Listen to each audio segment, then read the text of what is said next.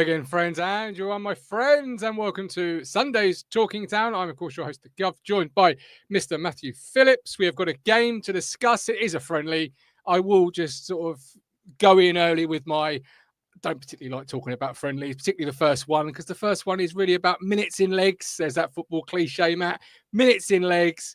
Any tactical tweaks you may have picked up on that they've been working on through the early part of pre-season, but ultimately, as Mike D said in our Discord, it's a kickabout in a park. That he didn't say this bit, but I'll add on to it that you're paying $4.99 on top of your membership to watch. But we're here, we're live. Hit the like button, hit the subscribe button, join Talking Town. But Matt, how are you this Sunday afternoon? You well? Yeah, I'm good, thanks. I've been dipping in and out of the golf today, as I was saying to you before the show started. And Scotty Scheffler's now turned into Tiger Woods. He's just dominating everything, but he's like 5 shots clear. So that's a bit of an anticlimax. As I suppose was that friendly yesterday. Why can't they just stream it on YouTube for nothing? Like Eintracht Frankfurt at their first. You'd lose a fight. You'd lose out on £5, to be fair. When there's £5 to be made, there's £5 to be made, isn't it? Let's be honest. Well, Frankfurt stream all their pre-season stuff on YouTube. I don't know why Ipswich can't do that. I mean, it's a bit tight-fisted, isn't it, I think, when you're paying, like you say, on top of Town TV, which doesn't seem to offer you that much anyway in terms of originals, exclusive material that I can see anyway. But no, I read it wrong to start off with, because I thought it was Town TV membership. If you're a member of Town TV, you got it. If you weren't, you paid $4.99. But apparently that weren't the case. So no, why can't season ticket holders get it with part of their season ticket? Oh, look, we moan about this every summer, most likely. It's always the same, isn't it? It just seems a bit tight to me, but there you go. And as Alex says there, the stream wasn't even that good. The camera work on it was all over the shop, so you're not even paying for quality, are you? So, oh well. At least we saw the town in the red. Well, you did. I'll be honest, you did. I didn't. I didn't. You didn't see the game? I didn't see the game. No, I didn't watch it. I thought you were very quiet during the 90 minutes. Yeah, I decided I had better things to do with my life than the first friendly. I'll be honest. I'll be brutally honest. This is why I want to hand it over to you and hand it over to the people at home to have their say, which is why I can't say for any certainty what I've just said about Town TV was spot on the money. I'm only going by what Discord told me, because once Discord told me it was $4.99 on top, I kind of ducked out. I was like, it's a £5 that I just don't want to spend. Had it been on YouTube, then you could just gone back and watched it on demand if you wanted to, in like the live bit. I've seen it. I've seen all the key bits back. Yeah, I've seen all the key bits back, but I didn't need to see Jack Clark on the right, Jaden Fillinger on the left, which is what happened. So you tell me about that, Mr. Matthew Phillips. Well, yeah, I mean, try and find other people that clearly know what they're talking about more than me, which shouldn't be hard. Shouldn't be hard. Well, we did the old different 11s, showing squad depth for each half. So it was Palmer, Johnson, O'Shea, Baggett, Townsend, Matiswa, Humphreys in midfield, Jack Clark, Smodics, Philogene. Who the team was. I'm not that out of the loop. Well, you might be. It sounds like you're very out of the loop. So I'm bringing you up to speed here. So it was nice to see Humphreys back, because we haven't seen him, have we? So he's been the Southwark Messi's been at Wickham, reverted back into the central midfield, having played 10. Well, he's got to. Well, yeah, absolutely. Needs must at the moment. He's got to. Jack Clark was on the right and Philogene was on the left. And I've given Philogene a bit of grief since he joined the club, looking like he doesn't really seem that interested. But he looked good yesterday, I thought. Looked very bright. Got tripped in the box for the first goal, which was the penalty, which Hurst tucked away very nicely. Takes good pens, Hurst, actually. And then there was a nice build-up with Smodics for Hurst to make it 2-0. At this point, as I've said to you before, the show started, is at this point, Westlake said, I really think Hurst can lead the line for us this season, which I was like, no, we need a nice 10 million, 15 million plus signing to come in there, because as much as we like George Hurst, he doesn't stay fit, does he? So I don't see the logic of saying that, really. I'm hoping Westlake hasn't been briefed behind the scenes to say Hurst is going to start the season as our main number 9. Of course, we wore number 9 yesterday. And it was nice to see. Well, we saw Clark on the right-hand side, having predominantly been a left-sided player. Matiswa looked pretty good, I thought. That first half looked a bit solid. Gave the ball away at one time, but quickly recovered to get the ball back. And then he had the new 8-second rule. The keeper can only hold it for 8 seconds. And if you go beyond that, you get penalised and given a corner. And Alex Palmer did. Yeah. Yeah. This very fussy referee did that. And then he penalised him for picking the ball up twice, which was missed off camera, I believe, because I didn't see it. And we never got a replay for our Thor 99. So we just have to go on the referee's word for it. And of course, they get the free kick in the box. And the guy... I saw that. I saw us concede a set piece. And I thought, brilliant. So it's like, I ain't been away. And it's the way it went. But that new 8-second rule, how long is that going to be lasting in football then? Because obviously that's the first time we've seen it. Yeah. Is it the first and only time we're ever going to see it this year? Or is it like the 99 plus 105 minutes? This is your theory. Time? Yeah. Come October, nobody's paying a single bit of attention to... What was it? Get the Stadium of Light? It was like 14 minutes added on, wasn't it? While we were leading 2-1 or something stupid. And then it just, within a couple of months, you were quite right, Martin. This goes back to being 2-3 minutes, doesn't it?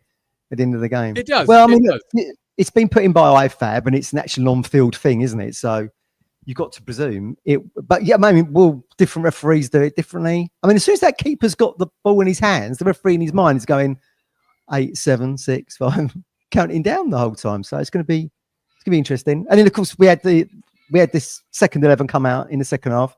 Well, so Walton, Harry Clark, Wolfenden, Kit Pray, we saw Greaves Davis, Finn Barbrook, Taylor Chaplin, bald head, Al Hamidi. Al Hamidi's become bald over the summer. Very severe haircut since nice header though. He was at Stoke. Yeah, and he makes it 3-1. Really good header actually. Ball to the far post and heads it across the goal to make it 3. Yeah, and in the goalkeeper, really nice header, I thought. Really in the pick of the goals was Broadhead coming very deep in this kind of left midfield position. Wonderful pass through to Davis, who converted it to make it 4. That was a really good goal. It was really good. So it was a good win because like Blau-Weiß Linz start their season next week in the Austrian Cup. So they were much further along than what we were. I mean, look, we've done a week of training in our first game. They kind of match ready. You said that in the Discord. Yeah, I was surprised at that. I was really, obviously I didn't look into their results. I didn't look into to see how their preparation had gone, but obviously they're much closer than we were. So, I mean, you can't get anything from a result or a first game, which is, I always treat the first game as sort of avoided, unless it's nearby, like Needham Market was a couple of years ago, or Felix. I very much am. It's about minutes in the legs. You might see a few tweaks, as such. And one of those was obviously, or was it? Because obviously, was it a numbers or was it more of a tweak? Jack Clark on the right, Jaden Filliger on the left. I still would like to see Jaden on the right. I still think that would be a preferred option. How did you see both of their performances? Because traditionally, you'd probably swap those over, would you not? Well, yeah, absolutely. I mean, that's kind of what we saw last season, wasn't it? But I mean, there was a bit of people about on the fence a little bit with Philogene saying, "Oh, he was okay." I thought he was very bright and saw a lot of the ball. Got hacked a lot actually. He took a few lumps. They were quite physical, Linz. So he got kicked around a little bit. I think he saw probably more action than what Clark did on the right. What we did see was, of course, Hurst doing what Hurst does, is holding the ball up nicely and then just, either passing back into midfield or getting it out to the flanks and the ball getting into the middle. I mean, certainly where Hurst doesn't play a lot of football, as we keep saying. I mean, he misses chunks of seasons, doesn't he, with injuries.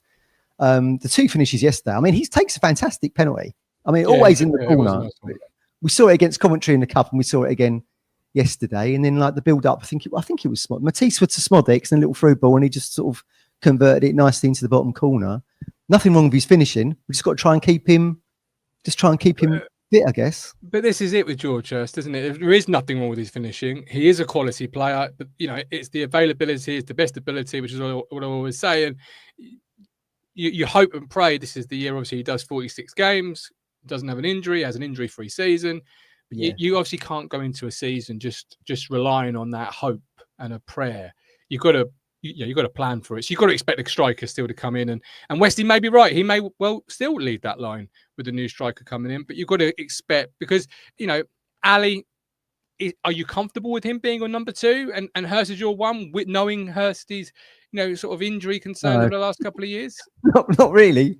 Look, we mentioned it the other week. We've seen that Al Hamidi has stepped up to championship level, scored 4 or 5 goals, whatever it was, after his transfer from Wimbledon, stepping up from League 2 to the champ, which was a big enough goal in itself, I think. But would I want to put all my eggs in the basket of those 2 pushing us for top 2? I don't think so. I think it needs to be maybe even 2 more strikers would come in. Yeah, I think.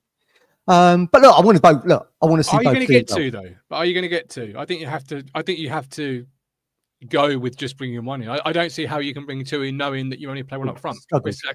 Well, we saw last summer. We struggled with that in itself, Martin. Like Ioannidis, Brozier, like Elaf, been three that never signed with us. Because it must be difficult to try and bring in a centre forward, knowing when they know you only play one up front.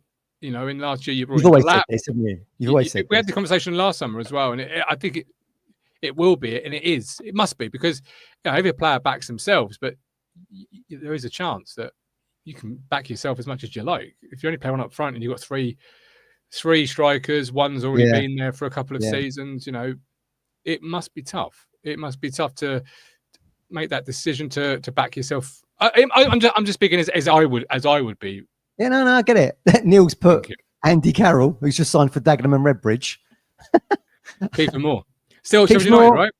Well, he's still with Sheffield United. I think maybe if they'd got promoted, that might have been something they could have done, really, stay in the champ, but ain't going to happen now, I don't think. We just have to wait and see. Look, we signed two curveball signings, haven't we? You would have thought Matiswa and Kipre would be Ipswich players, 2 weeks ago, and here they are. So, I mean, let's see who else might be on the radar. And we've seen that there have been links with this Ruiz from Mexico. Again, someone else, curveball link. There will be a striker from overseas somewhere. This is it. And you can probably glean more from the post-game press conference than you can sometimes in the game, particularly the first friendly, because obviously McKenna's talking about, how we want to utilise or expand our European, scouting network and grow on that. That's for me a big insight that you suspected, obviously having just brought in two players. I know one was previously in England, but having brought in two players from the continent, you expected maybe that's where Town is starting to head. But to hear it as well from the manager's, lips, that shows a little bit about where we're looking. It isn't question then, why did they not do this last summer when they had all the abundance of rich Premier League riches? I mean, you're going out into foreign leagues, giving people an opportunity to play in the Premier League, but the recruitment was very home-based. It just seems very odd now that we've got relegated. Everyone's going, right, let's look a little bit further afield. I mean, look, he did say that Matiswa was someone they'd been tracking for about a year or something, or the last season. He did say that, He had played with Cahuste, as we know, with Rennes in France. I think it was Rennes or Reims, one or the other. So he'd been on the radar. But it just seems odd to me that now we've been relegated and the carrot of Premier League football has gone for the next 12 months. All right, you can sell them the dream a little bit further along the line, can't you, if you finish top two? It just seems odd that was so UK-based, British-based, Championship-based, really. And then... but maybe that's the club, recognising they should have perhaps gone that direction a year ago, and now they're utilising the chance they've got in being a parachute club with the money, just like the Premier League. So still got a little bit of that gravitas name in terms of people have seen you last year. They know you're going to be or should be a bookie's favourite. There's a big fish within the Championship pond. Rob mentioned it here, look, Martin. It's because we now have the password back for Brighton's dashboard. I didn't want to say it. I didn't want to say it. That probably is the answer. I didn't want to say it, Rob, but it's ridiculous as it is. That probably is the answer. So a few shout outs here. Richard Kone from Wickham, maybe. Is he any better than Bamford, says Dino. Dino, thank you for your suggestion, but I think he's a good player. Personally pass. He is, but he's not. You talk about George Hurst and an injury record. Well, true. That's being true. The best ability. Yeah. That is not the answer. If that is your concern in regards to George Hurst, is it not? No. It's a very good point. Yeah. Is Kone at Wickham any better than Al Hamidi? Not sure. Look, this is one player we spoke about earlier in the summer, isn't it? And look, I said earlier in the summer, if you had two strikers and he was your third, an up and coming centre forward that scored the goals in the lower leagues or the league below anyway, I'd be very much intrigued. But if you're telling me to come in and compete directly as your one or two, we've seen in previous years, and I'm not comparing him to the Hurst eras, but we saw when we went lower levels to try and rejuvenate that centre forward position, and it didn't quite work. And there was a number of reasons, not just our centre forwards, why that season was poor, but it's a lot of pressure for a player stepping up to be the man, not just the man for a team that's perhaps trying to stave off relegation or sit mid-table, or if we have a good run, break into that top 6, to be the man for a team that's got the expectation that this football club will have on it. And it will have expectation, whether we place it as fans, whether the bookies place it, or whether the football world places it, Matt. It'll have expectation on its shoulders. And, that's a lot for a young player stepping up for the first time, I feel. No, I totally agree with you. I mean, look, even historically, we've taken lower league goal scorers like a Sam Parkin, brought him into Portman Road with Joe Royle, who didn't keep clean sheets, loved attacking football, and he struggled, didn't he? He struggled a bit. So, well, I agree with you there. Who else we got here? Josh Sargent. He's going to go to Werder Bremen, it looks like, in the Bundesliga for about 20 million quid. Michael, that 20 million quid for a player that I think he scored. What did he score in the Premier League for Norwich? 2, 5, 5 or 2? No, it was not many. Now single digits, you'll be close. Yeah. Only £9 million less than Liam Delap, and 4 years older than him. That's a good fee for Norwich, to be fair. Prices fluctuate really quickly. Look at Ekitike at Frankfurt, now going to sign for Liverpool. They signed him from PSG for 15 to 20 million a couple of seasons ago. Now he's going for nearly 90 million to Liverpool. I mean, that's probably the kind of numbers you're thinking about with Delap, isn't it? That's kind of the pain we had, wasn't it? Because he was going on the cheap. We're putting about 2-3 seasons. If he keeps performing like he has done and playing for England, what have you, he'll be close to that money level before. I'll just correct that. Going for cheaper than he perhaps would have done without the clause. And you can argue till the cows come home. And I still see it online, Matt. People arguing about the clause, and people saying we should have had it. We had no option, and all this. You can argue the cows come home. It doesn't matter. It's done now. It's dusted.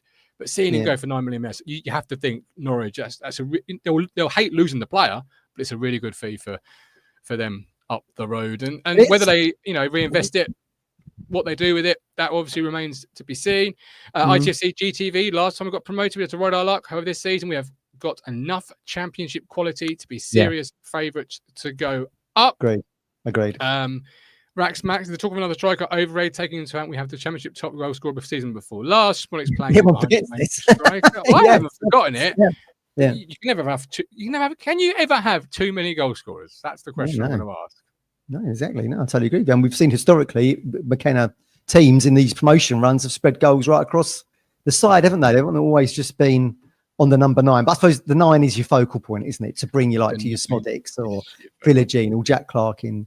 I mean, look, you want to be looking at double digits goals for Clark and assists for him if he gets a regular run of games this season. He looks a cut above in the cup game against Coventry. He finished in the playoffs. But that is why I was really interested to see him play where he played yesterday. Were you not? Is it a numbers thing? Is it because we know what he's like on the left? We can. Why not? We do know he obviously if there's a red card, he's the first one taken off. We know that. So if someone needs to play in a different position, is he this generation's Mickey Stockwell, Matt? That's the question. Well, they're big boots to fill, aren't they? Mickey Stockwell plays. He doesn't play anywhere, right? Next week we'll see me go. Just say Jack Clark might pop up next. Yeah. I mean, it's a good point. I mean, look, Mike D said yesterday, first half into this school, Mike was going, are we playing 4-2-4 here? So it looked like a little bit. Certainly was the endeavour to get forward. And then in the second half, like I say, Broadhead seemed to play on that left-hand side, but maybe a little bit deeper. And they certainly were playing with 3 centre-backs, which was Wolford and Kipray, Greaves. And then Harry Clark was in a much more forward position, in kind of almost like a wing-back role, really. And he scores himself in the start of the second half. And of course, Leaf was playing that role and does score right at the end.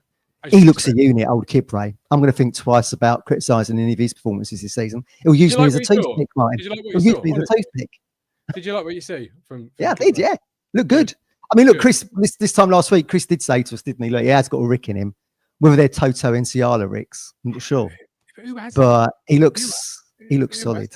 I always, who hasn't got a mistake in them? Like, they're as you always tell me, they're human beings, not robots. True. Yeah, exactly. Exactly that. He looked really solid. Looks comfortable coming forward to the ball. I mean, Chris said that as well. Whether or not you used to see these little marauding runs from Titus Bramble, didn't we, back in the day when he first broke through? Someone else who was known for having a bit of a Rick as well, wasn't he? But he looked good. He looked good. And Greaves again looking nice and comfortable in on the left hand side of that 3. Wolferton on the right, like I say, and Clark bombing forward. So I mean, they're not a well-known side, Blau Weisslins, but They finished fifth or sixth in the Bundesliga in Austria, and like I say, much further ahead in their season. Well, it starts next week, and that was our first game after a week of training abroad. Anyway, yeah, that's true. That's true. All right, don't forget we are partnered with the East Anglian Air Ambulance. If you want to help save lives and have the chance to win £1,000 every week, play the East Anglian Air Ambulance Lottery by playing for just £1 each week. You're helping to get their yellow helicopters flying. The East Anglian Air Ambulance Lottery creates 18 winners every week with prizes ranging from £50 to £1,000, over 18s only. T&Cs apply, but please, as I always say, whatever you do, gamble responsibly. We've got Stephen waiting to come in. We've got Colin waiting to come in. So anything else you want to cover, tell me and people at home that perhaps didn't see the game about yesterday. Anything else you want to mention? Anything you saw, anything you liked, didn't like, etc. The floor is yours, Matthew. Not often you get the floor on a Sunday for it to literally be yours. No, he doesn't. No, he's got nothing. No, I don't really. He moans during the week about not having enough time to say what he wants to say, and then here he goes. Nothing. I can't think of anything. Crickets. Nothing comes to mind. Did you watch Usyk Dubois last night? I saw him knock Dubois out. Yeah, I didn't actually watch the fight. No. I've been busy this weekend. You have been busy, haven't you? Very busy. No, it was a routine win for Usyk, as I thought. And then they've kind of announced Fury's going to come back for 3 fights in 2026. So you might even see the trilogy against Usyk there. Although, why have a trilogy? He's already lost 2. But who saw that coming? Who saw exactly, yeah. Predictable, isn't it? It was predictable. No, I decided to take my lad to his birthday party, and I decided to take him to a birthday party yesterday. I've not spent enough time with my children. Effectively, that's what I decided yesterday. I was like, I've not spent enough time with them. I want to take him to this party, and I want to watch it. Watch him enjoy himself because I've not spent enough time with him. I've been so busy at this computer for the last 2 weeks. You've been building the new studio, the new software. He's been pressing buttons. He's remodeled the Discord. Mental. It's all going on. It has. Talking towers. I had a decision because I had it all set up that I was going to watch it. I was going to do a match reaction like we normally do. Yeah. I just made the decision. Do you know what? Actually, one thing I will say. This time last year, I was sat here moaning, wasn't I? We don't look like we've got goals in us. That transpired through to the season, didn't it? Look, yesterday we played our first game. We scored 4 already. So I mean, normal McKenna service has been resumed. Hopefully, well, this is it. And time flies, right? That's another reason why I did what I did yesterday because his first school year finished on Friday. His first school year, it's flown by, and then you realise. And I don't know if other people at home will sort of have ever had the same thought when their child ends a year in school. You go, how is that year finished already? They're growing up so fast. Yeah. Like he's already going to be a year 1, and it's like. So I was like, right, do you know what? You can bin a friendly because I'm not doing any other friendlies, right? Because obviously I'm not around for Aberdeen. Oh, you'll be away, won't you? So I was like, you can bin this one. This one's not that important. I hope it isn't. I hope people at home are upset that I obviously didn't watch the game and I'm not able to give you full, accurate thoughts that counteract these really poor. I knew you weren't watching because you were being very quiet. And normally you're moaning, or you'd have moaned about the Palmer thing. What's this 8-second rule? You know what? I just popped up with an eye emoji at the set pieces. You know what I'm like? When I logged into Discord and saw it being posted about a set piece, I wasn't surprised. Conceding from a set piece would normally have set you off like a firework with Mark Hudson, wouldn't it? I don't need that stress in my life right now. No, it's true. I already feel like my blood pressure's off the ceiling anyway. So I don't need that stress in my life. Yeah, you want to stay. You've got the holiday coming, 2 weeks abroad. You want to stay chilled, don't you? That's what you want to do. You do. Andrew says there's no more signs or outgoings. Do you think we could get top 6 with this squad? I mean, Andrew, you absolutely should do. Yeah. Yes, you've got some big gaping holes, Sam Morsey being one of them, and Kieran McKenna. Again, the press conference gives you a little bit more than I think the first friendly does. Mention Sam Morsey and how it was he doesn't want to lose him, which you'd expect him to say about his captain, and I fully believe he doesn't want to lose his captain. That is a gaping hole, Matt. But other than that, you've still got Clark. I think it's a gaping hole from what Sam brings to the culture of the club in terms of the captain, the leadership, as you always say. He's kind of the eyes and ears of McKenna on the pitch, isn't he? But I think probably talent level, Matiswa is going to just fit in seamlessly. But I mean, look, as we've said before, I mean, Morsey came to us as a journeyman, really, and I think he's done fantastic to go from League One into the Premier League. He probably thought he'd never get a shot at the Premier League again. So he's dropping down to League One with Paul Cook. Whereupon Matiswa is obviously coming in from the top. He's dropping down a level as well, top flight for the French League into the Championship with the promise, hopefully, of being a Premier League player in 12 months. Now, he looks really solid. I mean, look, we've seen the highlight reel of him. We've heard good things about him. So I don't think Moulsey will be missed in terms of skill, talent level. I just think what he brings to the table is what you will have to replace. And I think Dara O'Shea will bring that. We've always thought that Dara O'Shea was probably a captain in the making. When we signed him, Chris all come on and said he's a really good guy and fantastic around training ground and with the staff, but, you know, not just the playing staff, you know, the canteen staff or the office staff, whatever. So I think he'll fill that role for us. Yeah, and I think I disagree with you. No, I don't think I disagree. I do disagree with you. I think you'll miss his play, particularly at this level. And I've seen quite a few comments on our YouTube show from last week, and I just think maybe last year is clouding one or two's memory or minds about Sam. Was it a successful 38-game campaign for him? Probably not. In fact, no, it probably wasn't. But overall, last year in the Championship, certainly the year before now, obviously, I think his play was exceptionally high, and there's no reason to think that will return again. So I disagree with you there. You are going to miss him. It is going to be really tricky to fill what he brings to the table, not just leadership-wise. For all the reasons you spoke about correctly, in my opinion, there, but more so his players. That's what you are going to miss. I'm damned if I do, and I'm damned if I don't in these comments. Look, Hamish just said a bit harsh on Moulsey, Matt. I was calling him a Hall of Fame legend last week, and everyone said he wasn't. That's all right, Hamish. That's why I'm pushing back on him. Captain Fantastic says Jem Allen. Norman says Baggett gave the ball away a few times. Other than that, he was solid. Jim, what friendly was it several years ago? Was it Wolfie that gave the ball? Was it Palace? Who gave the ball away in the Palace friendly? Do you remember several years ago? You probably don't remember it. Yeah, I'm sure it was a friendly. I might be wrong. Millwall? Was it the Millwall one? No, These were heady days, weren't they, playing Millwall? Yeah. Oh, but you mean the day I crowned Raheem Harper Player of the Year? Was that one? Yeah. Oh, yeah. Give it to him now. We don't even need to play the season. Yeah, that was the one. Yeah, the Discord never let me live it down. No, I'm sure I watched it on a screen. It was like at someone's training ground, but I might be wrong. It might be the wrong player I'm thinking of. But giving the ball away in pre-season is what I was going to say. Isn't really something to. I think people. Like we only saw him in dispatches yesterday, but I think Matisse was going to fit in fantastically in that CDM role for us. I think he's going to be great. What he should do for the fee. Well, exactly. Exactly. That's why he's coming in. Yeah. We're not bringing a free. Which is why I don't think. That's why I don't think once you get into kind of like mid-September into October, and hopefully Ipswich, top 4 or whatever, I don't think anyone's going to go wishing Sam Moulsey was still with us. We'd like him still with us. Because as we said last week, I think there's a role for him to play still. McKenna still said that, but I think from a skill talent level, I think you'll see the difference. I think, but of course, Matisse was much younger than Moulsey. Moulsey's in the twilight of his career. Agreed. Yeah. No. Exactly. Yeah. Yeah. No. I completely agree with you. Yeah. I can't argue too much there at all. But in answer to the question that was originally asked in the chat, and thank you very much for bringing the question to the conversation. Should we get top 6 with this squad? Even with the holes we've mentioned, just got to hope we stay injury free. I mean, look, Benny come back yesterday, looked fairly bright. I mean, he's like a new signing almost, isn't he? And played since October, November when he got injured in that Brentford game. So it's good to see him back on. He had a terrible shot at the end, great run, gets onto the edge of the D, and I thought he's going to ping this one, curl it top corner, nearly get the corner flag. He's just getting his aim in. Yeah. That's all. Exactly. Get that running Russell. Yeah. Get back to the wherever they shot the shirt advert for. Oh yeah.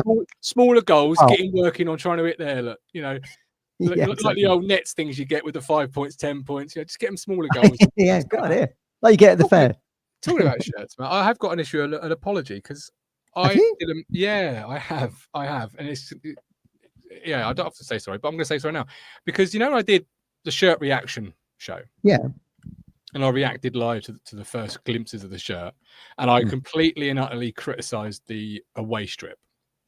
Well, I've seen it actually on human beings in the real life now. In the match experience, not just the match experience, but out and about. You go through the town, you go through. Life, and you people wearing them. Yeah. And I actually think the new shirt is really quite nice. I think the red's good. Yeah, I don't like it as a long sleeve. I don't like that pattern as a long sleeve, but as a short sleeve shirt. I think it's good. If I was to buy one, I'd probably go with that. But of course, we're going to get a third strip. Don't forget the third strip. That's coming. Yeah. But I just want to say sorry because I criticised that So whoever designed it, I criticised it at the time. Say, who actually saying sorry to? Here? The person designed it, because clearly they probably, I mean, yeah, I was just saying sorry that for anyone who liked it at the time, and I said no, it's terrible, because I think it's actually quite good now. And I actually don't mind the Eastern Counties upholstery on the sleeves. I think it's not as, it didn't look as what's the phrase I'm looking for? It didn't look as, not offensive, it's not the right word, but I'll go with it. Chaotic. Yeah, it didn't look quite as in your face as I thought it would when you see it in person. It actually looks quite good. What is the ratio of home shirts to away shirts you've seen around the mean streets? Mostly away. Mostly away. It's why I'm able to say it. Sorry, because I've seen the red shirt more than I've seen the home shirt, which is quite strange. Good. I think. Where are you with that? Because I always think you want to see more home shirts, don't you, than away shirts? Like when you go to Portman Road, when you've got thousands of pinks and reds and oranges, it's like, where's the blue wall, as you always say? Exactly. Yeah. No. Listen, the pink one was a funny one, wasn't it? You see, like all this pink dotted around Pullman Road, and then sometimes people are not thinking ahead. Like when we was playing Bournemouth, and we were wearing our red and black, people in red and black stripes, which is exactly what Bournemouth are wearing. So you got to plan ahead, I think, a little bit when you're putting your strips and that on. But yeah, are you gonna get one for your holidays? No, no. Matt, I buckled at £5 yesterday. I'm not going to. This is true. This is true. Which, by the way, do you think I'm going to get my credit card out for anything more than that? How much is the shirt? Is it like 60 quid? Is that how much it is? Something like that. The Arsenal one. Got a few Arsenal fans in our boxing gym. 85 quid starts that. 85. That's before you got your names on and patches on sleeves and all that. So you're upwards of 100 quid then, aren't you? See, these are the hidden costs of being a fan of a big club. Yeah. Everyone wants to be an Arsenal, right? Or a Man. Well, no, maybe not. That's not a sentence. Everyone wants to be an Arsenal. Finishing second in the Premier League. Actually, I'd probably take that right now, funnily enough. As we gear up to kick off against, Birmingham, Oxford, and Stoke. But it's these hidden costs, right? As fans of those bigger clubs, because the higher you go, the costlier it becomes, I guess. Yeah. Simple as that. Simply put. Yeah. John Shaw's afternoon, guys. Do you think any of the promoted clubs to the Premier League will stay up next season? John, I sincerely, I was to say I hope they don't, but I think that's harsh. Well, I don't think Sunderland got hope in hell. Oh, don't say that. But they didn't get to 70 points in the Championship. What makes you think they're going to get to the magic 40 number in the Premier League? I'll be very surprised.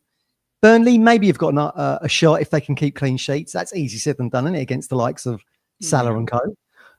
Leeds have obviously bring the name and they've signed that Sean Long stuff. But again, as we've seen, they've got 100 points in the Championship. We nearly got that. Look how we struggled. So there's no guarantee there. I would imagine that Leeds are going to be down there. I've watched a few of their fan stuff, and me might have been chuckling at the blind optimism they've got of how well they're going to do. I mean, you can say that in the summer, can't you? But once you get down in November, December, as we found, if you're down there, it's very difficult to get out of it. Very hard. Look how Wolves turned it around just with a mainstay Premier League squad. Didn't take much, did it? Change of manager, change of tactics, maybe. Went on a huge run, didn't they? See, one part of me really wants one or three of them to stay up, but we'd like to see it broken. Yeah, that you don't want to see them foul. But the other part of me also thinks I'd really hate it if somebody stayed up because we couldn't do it, and the other clubs around we came up at the time couldn't do it, and it would almost make it, because there's obviously a lot of chatter about how, well, there was a couple of weeks ago or months ago about the top three, the three that came up, us, Leicester, Southampton, were tactically not correct, didn't sit up right, didn't do this, didn't do that. And obviously one or more staying up would obviously lead a little bit more weight to that. Well, maybe it was just those three that were really poor. Because we were some way off the forefront bottom, weren't we? As a three. Like we didn't make it at all interesting at any point towards the running. And no, but look, I guess we don't want to keep going over old ground particularly, but what did we leave out on the pitch? We dropped 30 points or something? Just less than that, maybe, from winning positions, something along those lines, wasn't it? So we were competitive in for moments in games. We just weren't competitive over the 90 minutes. So look, the home record tells you everything, doesn't it? Won one game at home all season. Yeah, no, it really does. It really does. All right, don't forget to like and subscribe. And we're partnered with Stowmarket Osteopaths. Don't live life in pain. Give Freddie a call. 01449 613 633. We'll start with Stephen. Stephen, welcome in. How are you doing? How are you doing? I'm all right. I quite enjoyed it yesterday. I know it's a friendly, and everybody's saying, well, they don't matter too. They don't matter, agreed. But I think this season it does for us. It's nice to get wins on the board, even if they're irrelevant wins. We didn't get many last season, and Chio said that this on his interview. He said it's nice to get, they all want to win games, and if we can get a few wins in pre-season, going into pre-season, it's sort of like makes last season disappear a little bit because you're not coming off like 10 defeats in a row. You broke it up with like some wins. So for that respect, it does matter. And I do think some players played well yesterday. I'm not convinced with Clark got right. I really don't. I think he was a bit lost. But he's been so used to playing on the left, he's probably wondering what he's doing over there. I thought Humphreys played well, surprisingly enough. I didn't think he was as good as he was in central midfield. I thought Baggett played well. There was the obvious ones, the Jadens, he played well, Hurst played well. Smodic and Hurst, they were quality in the 10 and 9. That'd be, if that was a 10 and 9, I'd be happy with that, starting with. And the new lads played well. Kipri, I thought he was a rock second half. And I like that 3-4-2-1 second half. So I think, is that like sort of thing like we're gonna try this 4-2-3-1, but we've got this under our belt if we need it to go to like the 3-4-2-1, because there will be some games like Southampton, maybe Birmingham, where we might have to, add a little bit extra defence, but still have a way of getting out. And that 3-4-2-1 sort of does that, and I quite like that. So working on two different formations is good, And going on to signings, it all boils down to like, what do we want? It seems like we seem to be going for these high-end players that the club thinks can step up to the Premier League.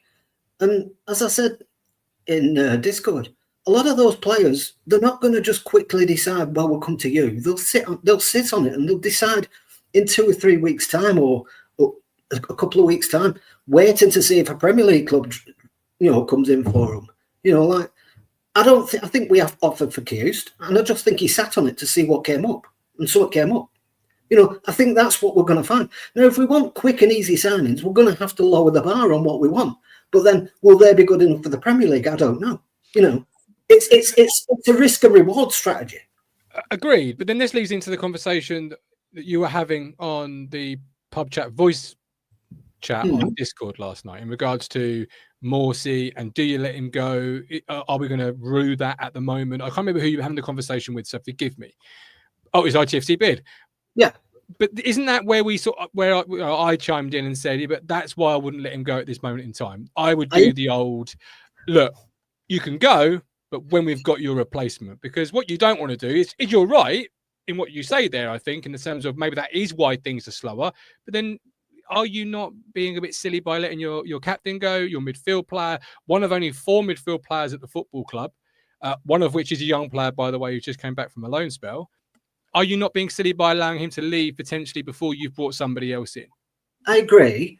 And this is not me being disingenuous to Sam in any way. He's a legend and he always will be. Yeah. But haven't we bought Sam's replacement already? Yeah. Isn't that the reason why Matchday was here? Yeah. He was always the long-term replacement for Sam. And the way I look at it is the club is being respectful to Sam and the service he's given us and said, look, you've got this whopping life-changing contract being offered to you. We could be selfish and say, no, you're seeing your contract out, and that contract disappear forever. And I think, in my own heart, I think that would be really wrong of us to do that. But nobody's saying that, are they? No. What I was saying there, Steve, sorry to cut across you, was you wait until you've got the replacement, whether that's next week, 2 weeks, 3 weeks. The deal is done. Like you could still allow that deal to be done. As in, like you could, as a club, you could still allow that deal to be done.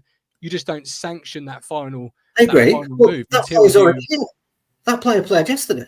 Yeah, but Stephen, break it down a minute. If he gets an injury, which you hope and pray he doesn't, that's different. You're saying get the backup for this guy. No, we don't know that backup's not going to be a loan. We don't know that. We don't. At the end of it, we will get a backup for a number 6. Yeah. Do I think Sam wanted to be a backup? No, I don't. And he doesn't deserve to be a backup. In my heart, I agree. He doesn't deserve to be. But if that's all we were offering him, I wouldn't be best impressed. Same with Burgess. If we were just offering him a backup, I don't think he wanted to be here. And I respect that completely. Yeah. And I know we want to keep our best players, but we also have to think of it from the player's perspective. If you're being reduced in stature, not necessarily as a leadership role, but instead of playing 40 games a season, you might do 10 or 15. Yeah. You might start thinking to yourself, well, I can do better elsewhere. And Sam did better elsewhere. And I think to myself, maybe it's time that we've got the replacement. We can get a replacement for. I'm not saying it's a horrible word, replacement, because it's not a replacement. Yeah, we can get another. We've got another central defensive midfielder. We can get another one, even if it's a loan. Yeah, I think for me, our main focus needs to be some sort of number 8. Yeah, I wouldn't after yesterday. I wouldn't even be too bothered about Cameron Humphreys being backup number 8, because he can always do that longer role and drop into left back. We know he can do that because he's played at left back. So if he was that backup number 8 and we had a number 8, it'd just be a backup number 6. Yeah. And then we need a striker, 2 if Ali goes. So there's a few positions that we need to look at, but we also have to remember there's like 7 weeks left yet. You know, a lot of, especially loan deals, a lot of these aren't going to be done till back end of July, August, you know, when the Premier League have decided who they don't want. You know, there's certain players, you know, we want. There's certain big players we know we want. Some we might get, some we won't. I'm just hoping that some Premier League clubs just don't quite fancy them yet. You know, Hayden Hackneys and people like that. Premier League clubs, because there's a lot of noise that Premier League clubs are interested, but I don't see a lot making an offer. It's like the same as Hamer last year. There was a lot of noise. Premier League clubs wanted him. Nobody wanted him. Yeah, I'm just hoping there'll be a couple of them that we're interested. There's a lot of noise from the Premier League, but no one's quite ready to push the button on him yet. They want to see him with somebody else in the Premier League. Probably a little bit like Delap, a little bit like Amari. Everybody knew they were about, but no one wanted to take the plunge until they'd seen him in the Premier League, and now they're taking the plunge. So I think that'd be like a good. I think that might be a little bit of a saving grace. I think we're just going to get 1 or 2 deals done, and they'll be like ones that the Premier League aren't quite convinced with yet. Okay, excellent. Steve, appreciate you jumping in. Look after yourself. All the best. Take care. There I am. Took the wrong person out. There we go. Anyway, Steve B, I think it's right for the club to let Morsey go. Different Steve this is, by the way, Matt. He has done well for it. Unless Steve's writing as he's speaking, that would be something. However, it showed last year we need new legs in the centre midfield and to build for that push back. And Adrian said, as fans, we have to get more used to play. We have to get used to move.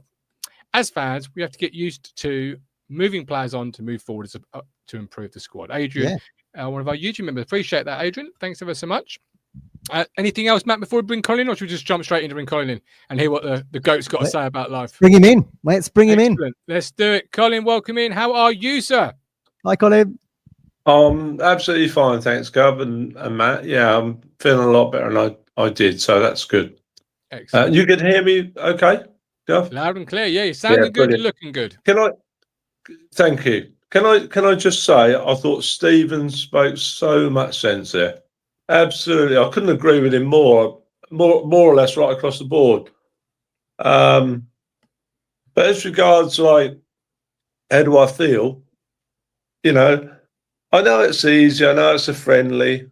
I was down Bury Town the other evening just to, you know, get a bit of football into me, and they were playing Lakenheath, I think, and they won 6-0. I mean, it was, you know, a bit of a walkover kind of thing. So friendlies are friendlies. We all know that. But I thought yesterday, it was a little bit different. I thought, like Matt quite rightly said, I thought they were a team or a squad who have been together for a little while this pre-season, and I thought what we did yesterday was excellent. I thought some of the refereeing decisions were left a little bit to be desired. I mean, this thing about when Alex was supposed to have grabbed the ball twice and have a free kick 10 yards out, you know, and the old boy pings at top bin, you know, that's fine, a great finish and everything. I thought the decision was ridiculous, and one of our coaches was, you know, you could see him like with a ball, you know, trying to explain what you should or what should not be done. And Kieran was having a little word with him. Yeah, I heard all about that, Colin. My nan was on the phone today telling me all about this situation. I know it inside out. Yeah, but going on to the performance yesterday, I thought we looked solid. Couldn't agree more about Kit Bray. I thought, look, I watched him a couple of 3 times last year, probably more times, 4 or 5 times at least on Sky last year. And I've seen him come up for corners, last year for West Brom, not last year, the year before. And the man's an absolute, brick outhouse, and And I said to Randy the other day, I'm so looking forward to seeing him coming up for set pieces up the old North Stand end, because a bit like, I don't know if any of our older viewers remember Dennis Smith used to play for Stoke City, big centre half, Dennis Smith for Stoke, and every time he came up for a corner, you're worried, But I think it looks good on the ball for a big man. It looks really good. The midfield lad. Can't pronounce his name as yet. Help me out, please, Martin. Matasiwa. Yeah, I mean, he looks he looks the ready-made replacement for Sam. I've got to have a little word about Sam, please, if you don't mind, please, Martin. The floor is yours, sir. The floor is yours. I've read and listened to a lot of people speaking about Sam, and quite rightly so, about legend of the club. And what he's done over the last 3 or 4 years, and I couldn't echo it more. But as regards a captain, I think it was in the East Anglia the other day, putting him into like a list, if you like, or a category of where he is as an Ipswich Town captain. Well, from a person, like I say before, about people that are a bit older, like myself, or a bit older, who can remember back. I'm trying to go back as far as the captains that I saw. I didn't actually see him much, but I've got to put Andy Nelson in there because he's captain of the Championship, Premier League winning side, if you like. So Andy Nelson would have to be in there. Billy Baxter would have to be in there. He was part of that team that won the league. Also part of the team that went up in '68, became infamous. The great side that went up and then went on under Bobby. I know it all ended wrong with Billy, but Billy Baxter was a great leader of our club pre Bobby. So it'd be Andy Nelson, Billy Baxter, not in this order, mind. Obviously, the great Mick Mills, and then Matt Holland. So that'd be 1, 2, 3, 4. And then I would probably put Sam. But if I had to put it in a list for me personally, I'd probably go what I've seen. I'd probably Mick. I'd have to put Andy Nelson second because he was captain of the winning side. Billy Baxter, who I did see. Matt Holland, and then Sam. But I mean, that's an illustrious company, and I think it's disappointing, Matt. And Gov and Matt, I think it's disappointing that we haven't had the opportunity, to give him a little round of applause and say goodbye properly. Yeah. But Sam, thank you very much. But I do agree with what Matt said earlier. Forget about this Darren McCanty thing where they beat us 1-0 behind closed doors, friendly. And he thought, I think he really thought they won the World Cup. I don't really read into a lot about that. I think the friendlies for ITFC started yesterday. I think I totally agree with Steve. Ian said it yesterday, and I totally agree with Ian. We do need another couple of midfield players. There's a gaping hole there, like Gav quite rightly pointed out. We definitely need that, and we need help. I'd say that we need help for George Hurst, and I thought he was exemplary yesterday. I thought his penalty was excellent, like Matt said. I thought his finish was brilliant, And the goal, and I know we've spoken about this, the goal that Davis scored, and he could have quite easily scored just after that, but if he hadn't been so unselfish. But the ball from Broadhead, I thought Broadhead was excellent. I mean, Broadhead for me, Gov and Matt, I think Broadhead for me is an excellent, I will use that word, excellent championship player. I think, I hate using the word, I think an average Premier League player, but I think an excellent championship player. And, you know, Kieran's not on the list of Colin. I know that. Kieran knows that a million times more than I do. But if you did listen to me, I'd just suggest that, you know, if he was thinking about maybe sending him out on loan or transferring him, yeah, possibly think again in the championship, because we've all seen Gavin Matt what he can do in the championship, and he's excellent. He's an excellent finisher. He's an excellent provider, assist maker, if you like he did yesterday. And I pray, and I'm nearly 99% sure he'll stay. Is Leif Davis. I mean, Leif Davis again didn't do himself a lot of favours in the Prem, to be fair.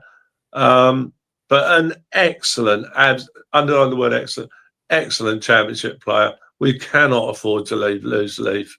We really can't. But I'll put a question to you, Gavin, Matt. Look, I know I put it in the chat quite often, you know, let's be patient. And we have got to be patient. But we are under 3 weeks away from Birmingham now. And we still haven't got these underlined. Gav, what was your answer? Do you think, you know, we're dragging our tails a little bit? Well, listen, yeah, you're absolutely right. It's under 3 weeks away. It's 2 weeks. It's 2 weeks this Friday coming, isn't it?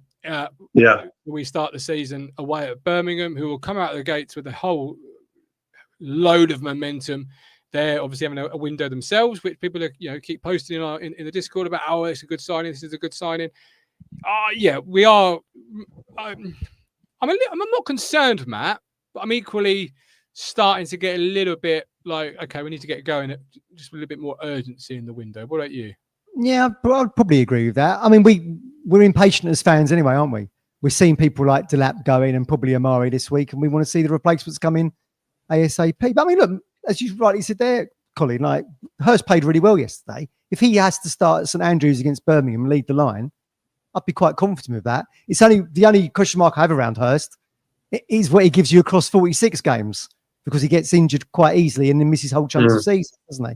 But in an isolated one-off game against Birmingham to lead the line, absolutely. I wouldn't have any qualms with that. And Philogene one side, Clark the other, and a Smodix or a Chaplin sitting behind them. I mean, that's what I've said every week, you know. Another thing, Matt and Gav, I don't know whether you agree with what I'm going to say, but with the Amari situation, I look at it like this. I was speaking to my Andrew about this the other night. I see the Amari situation as a win-win. And what I mean by that is this. If we sell Amari for 40 million, which it could be quite easily be now, if we sell Amari for 40 million, right, this is my scenario. If we sell Amari for 40 million, we go up first or second. With what I saw yesterday, the squad I saw yesterday, irrespective of what Birmingham are doing, I'm forgetting Wrexham. I agree. Wrexham for me won't be in the top six. Look, I'll probably be slapped in the face. Right, Birmingham. Yeah. I'm calling them like I'm calling Norwich, because look, I'm gonna be hated for this. Norwich have had a good window. Yeah. Norwich have had a good window, and I'm thinking Norwich, like Birmingham. I'm thinking they're going to be a nuisance. I think they're going to be a nuisance. You was relegating them last season, Colin. Sorry? You was relegating them at the end of last season. Who was that? You said Norwich would go down, but they've changed them. They've got Manning in now, and things are going on. They've got a very good manager. They've got a level-headed manager. They've got some good coaches come along with him. They've signed well, and anybody who's by championship standards, they've signed well. They have, but they have also lost some really good proven players at this level.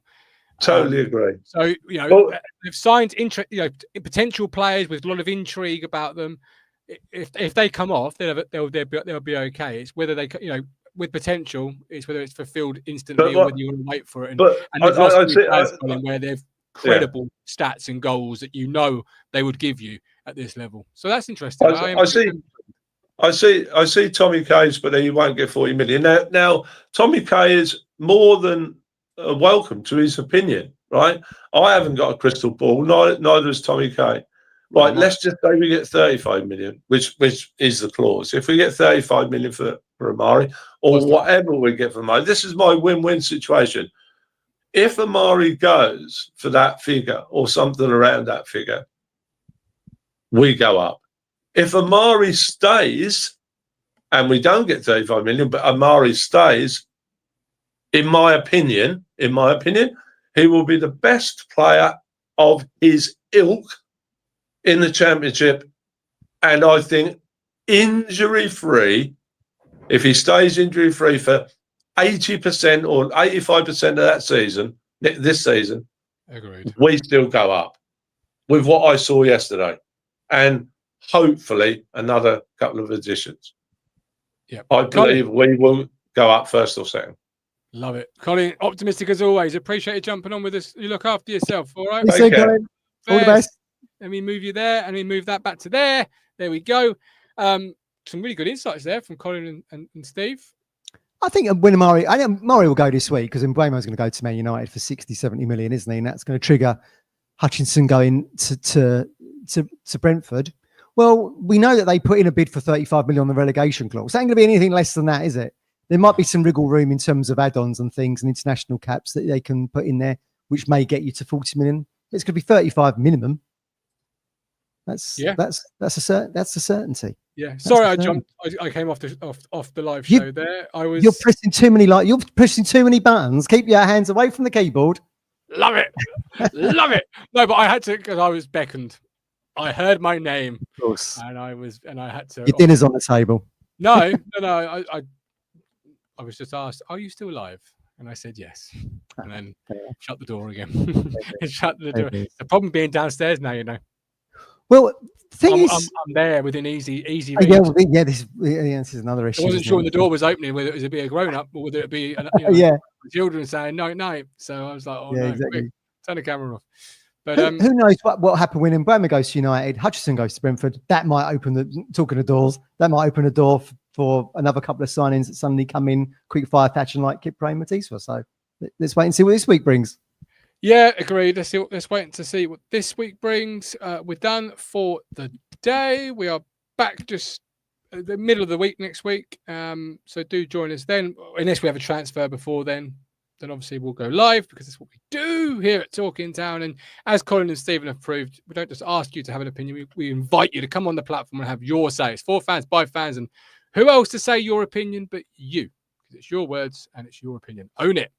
But until then, I'm now off for a grilling by this man here who will ask me repeatedly why I didn't tell him I didn't watch the game.